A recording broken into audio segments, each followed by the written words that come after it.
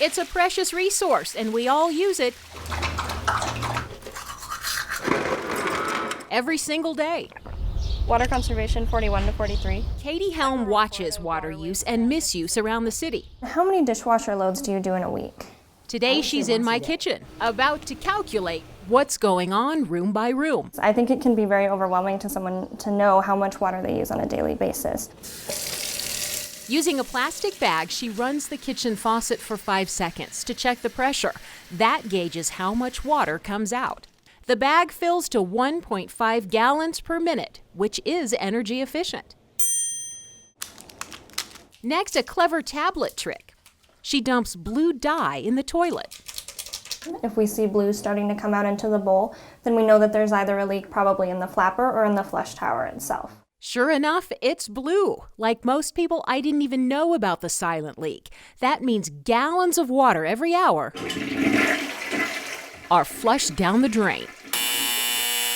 Fortunately, my leaky toilet couldn't be easier to fix. All I need is a screwdriver and one counterclockwise turn.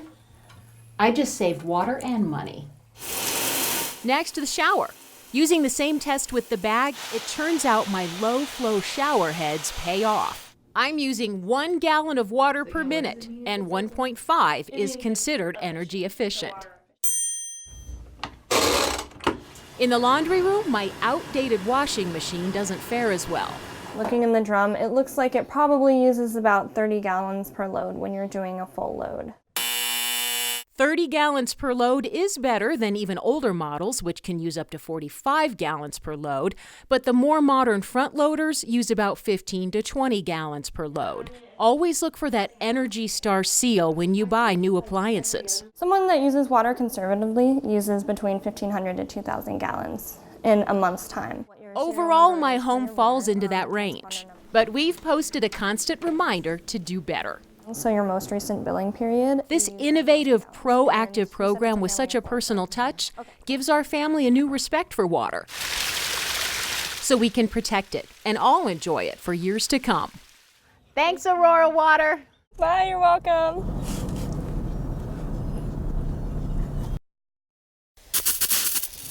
The secret to a beautiful, lush green yard is water. And you could be wasting it without even knowing it. A lot of small things add up to big differences across the whole city. With tools in tow, Adam Waters visits my home to help me save every drop. He starts with the controller clock to check my sprinkler settings. How often, how many days per week, how long each zone is going to run. I water each zone for 10 minutes. It's not quite the most efficient way of doing it. When you run the system for 10 minutes straight, a lot of that might just be sitting on the surface, running off down onto a sidewalk. He recommends 3 shorter bursts of 3 or 4 minutes apiece. Then he finds another problem. My sprinkler nozzles are designed to water in a straight line, but my yard is curved. If you switch that out to something that's a little more adjustable, you won't get all the spray down onto the little stepping stones. It's an inexpensive fix with a trip to the hardware store. Now the beaker test. Plastic cups spread around the yard will show if the lawn is watered evenly. Each one should fill with the same amount of water. Mine don't. That means that this area of the yard's not getting nearly as much water as this area. A sprinkler gauge tests the strength of my water flow. A soil stick shows whether I have sand or clay-like dirt to determine how much water the grass needs.